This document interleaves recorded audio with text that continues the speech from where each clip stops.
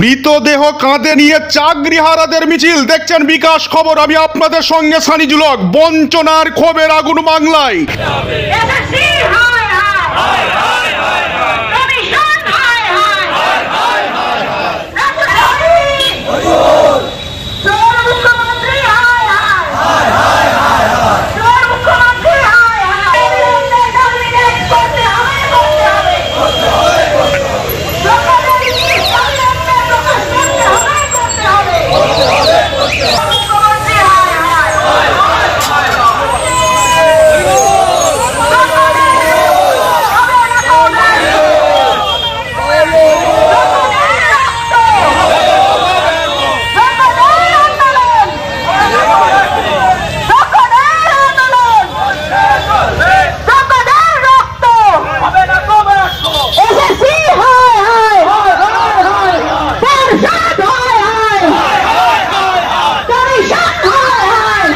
আজ মৃতদেহ কাঁধে নিয়ে চাকরিহারাদের মিছিল কেন নিতে হলো কাঁধে তুলে প্রতীকী মৃতদেহ? এটা কিসের ইঙ্গিত? বেশ কিছুদিন আগে বাংলায় 26,000 শিক্ষক শিক্ষিকার চাকরি বাতিল করা হয়েছে সুপ্রিম কোর্টের নির্দেশে।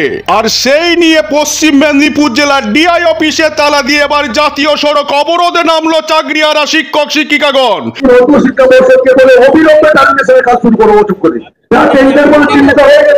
এটা এখনো কেন শুরু হয়? সুপ্রিম কোর্টের গাইডলাইন মেনে যদি অন্যান্য কাজ করতে পারেন, এই কাজটা আপনি করতে পারেন। লিখিত না পেলে কিন্তু আমাদের লাগাতার আন্দোলন চলবে। সমস্ত কিছু বন্ধ হয়, আমরা সবাই একত্রিত আছি এবং একজন স্টাফকে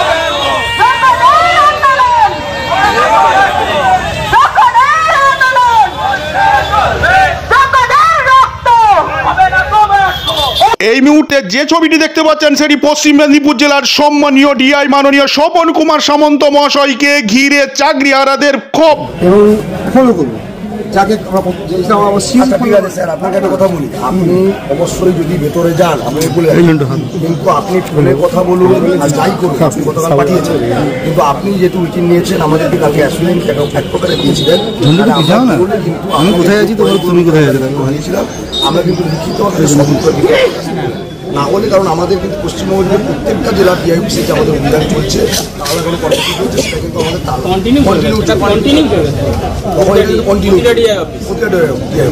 আর যদি স্যার আপনার উপর যে কর্তৃপক্ষ যেখানে পাঠিয়েছেন সেখান থেকে যদি কোনো সূচনা দিতে পারেনি, ওটাও স্যার লিখিত করে দিয়ে দিন যে উপর থেকে কোনো ওরা সূচনা দিতে পারে না, সেটা নিয়ে তোমরা কেন করতে যাবো? সেটা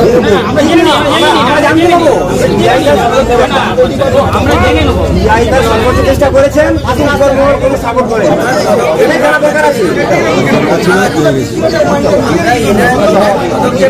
একার বিশ্বাস নেই, বন্ধ হয়ে যেতে পারে, বন্ধ হয়ে যেতে পারে। হ্যাঁ অবশ্যই। ডিআই অফিসের গেটের বাইরে চাকরিহারাদের সাথে আলোচনার পর প্রাথমিকভাবে শুধুমাত্র ডিআই এবং অফিসের একজন কর্মীকে ভিতরে ঢুকতে দেওয়া হলো। আপনারা দেখতে পাচ্ছেন সেই ছবি।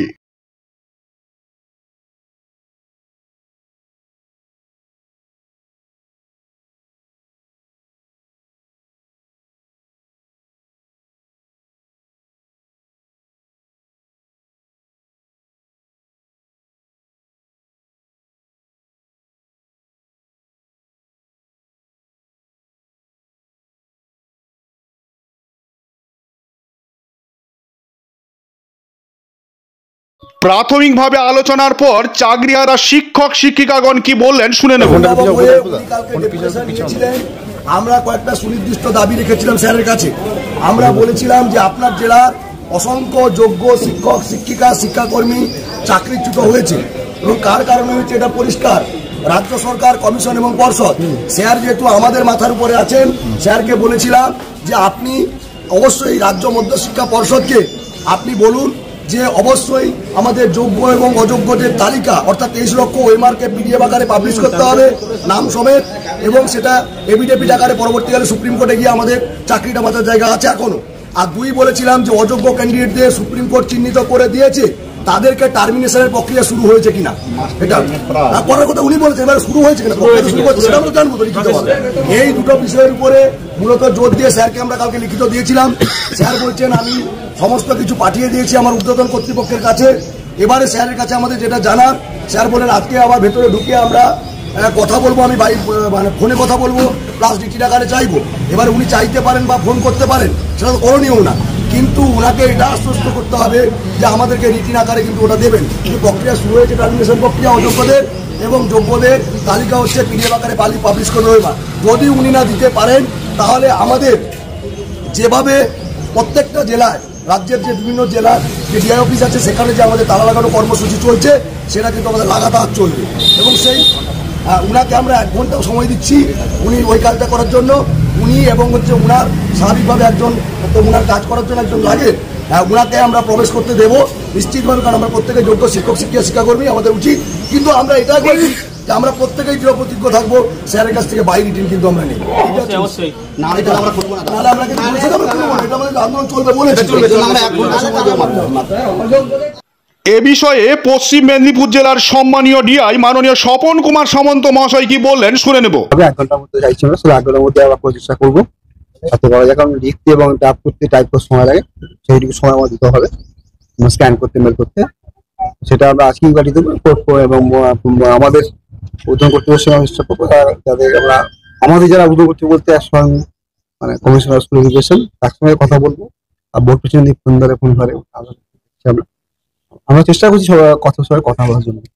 স্যার ওনাদের যে দাবি ছিল আপনাদেরকে রিটিন দিতে হবে, এটা কি আদৌ সম্ভব আপনাদের পক্ষে? এখন পর্যন্ত কোনো অর্ডারই তো আমরা ডিপার্টমেন্টে পাইনি, গভর্নমেন্ট থেকে আমাদের বিষয়ে কোনো অর্ডারই পাইনি আমরা। তাহলে যতক্ষণ না আপনি কোনো অর্ডার পাচ্ছেন ততক্ষণ আপনি কোনো রিটিন অ্যাসিওরেন্স দিতে পারবেন? এখন তো ওনারা তো এখনো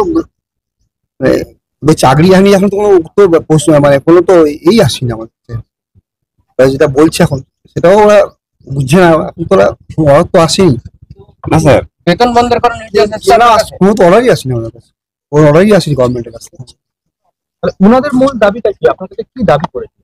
যারা দাবি করছে মানে স্ক্রিনিং করা, যেটা বলছে মূল বিষয় হচ্ছে ওই যোগ্য করবে মতো কমিশনার এসএসসি করবে, এসএসসি কাজ